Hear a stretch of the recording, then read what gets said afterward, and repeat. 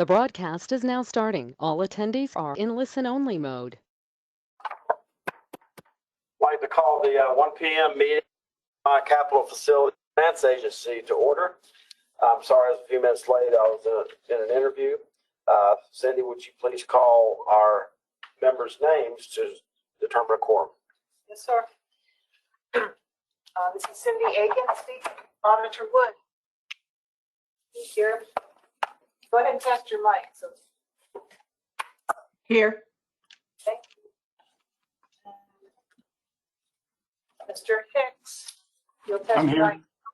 Okay, also virtual. Mr. McLaughlin.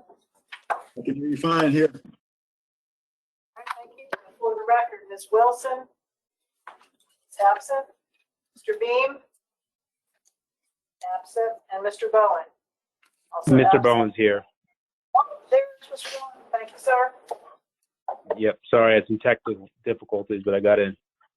That's no problem. We're glad you are here. Thank you, sir. And Treasurer Falwell, city Here. person.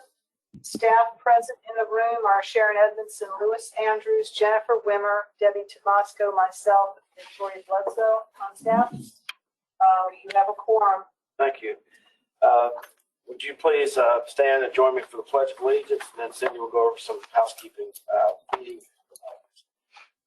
I pledge allegiance to the flag of the United States of America and to the republic for which it stands, one nation under God, with liberty and justice for all.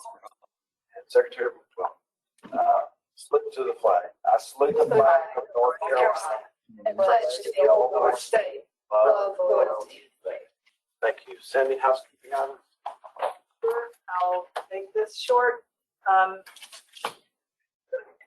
Just to confirm, today's meeting is being held by use of the GoToWebinar platform. It's being broadcast live and will be recorded with the intention of publishing the recording on the website. The written minutes will continue to be the official minutes of our meeting. Just to remind everyone, the microphones in Dogwood Conference Room will pick up all sound, including sidebar communications. If you have a private conversation, please exit the room. One person talking at a time, please. Members, please mute yourself when you're not speaking, but identify yourselves when you are. If you have to leave and or come back, please help us make a note of that for the minutes.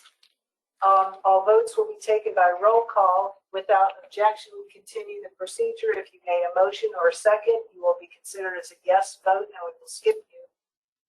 The agenda is posted on our website, www.nctreasurer.com, at the Capital Facilities Finance Agency page.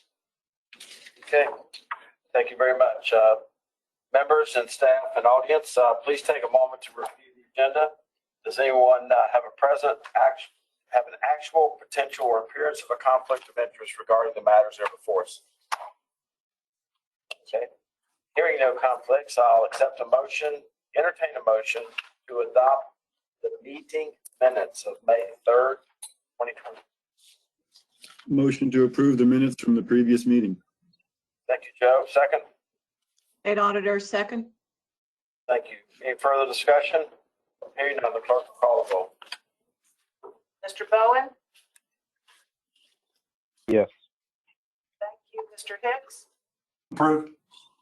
Thank you. Treasurer Falwell? Aye. Thank you. We're now into our meeting, and I'll turn the meeting over to Lewis, who will explain the one agenda item that we're dealing with today regarding Goodwill Industries of Eastern North Carolina. And as you're explaining this, Lewis, would you give us some look-see as to whether this will be, I think this is the second one of these transactions. Are we expecting more of these across the state?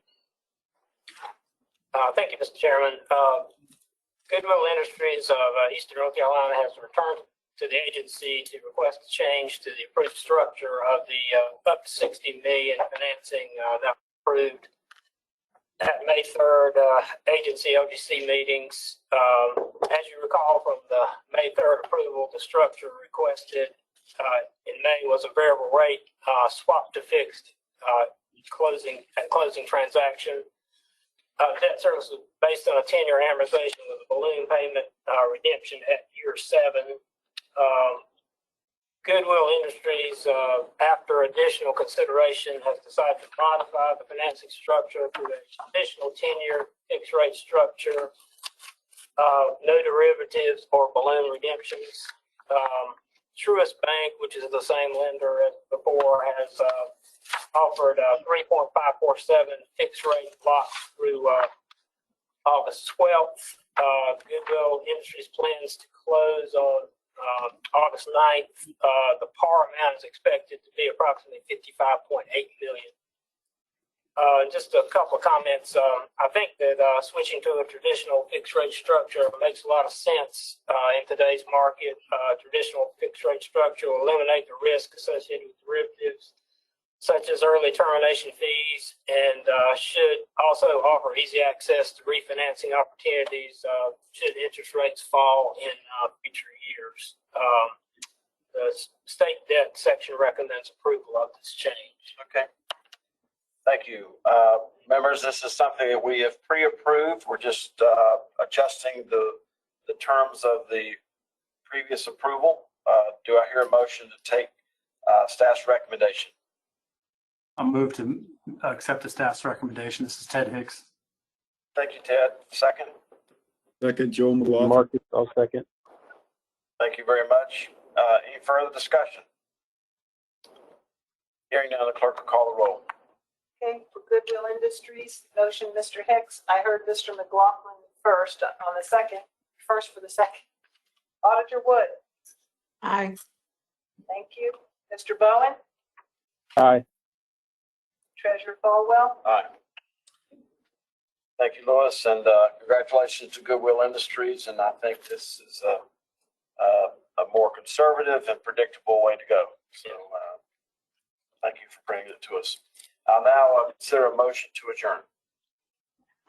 So moved, Auditor Wood. Okay, second. Ted Hicks, second. Thank you, Mr. Hicks. Any further discussion? Hearing none, the clerk will call the roll. thank you. Mr. Bowen, Aye. Mr. McLaughlin, Aye. and Treasurer. Aye. Okay. We're hereby adjourned, and we'll see some of you shortly.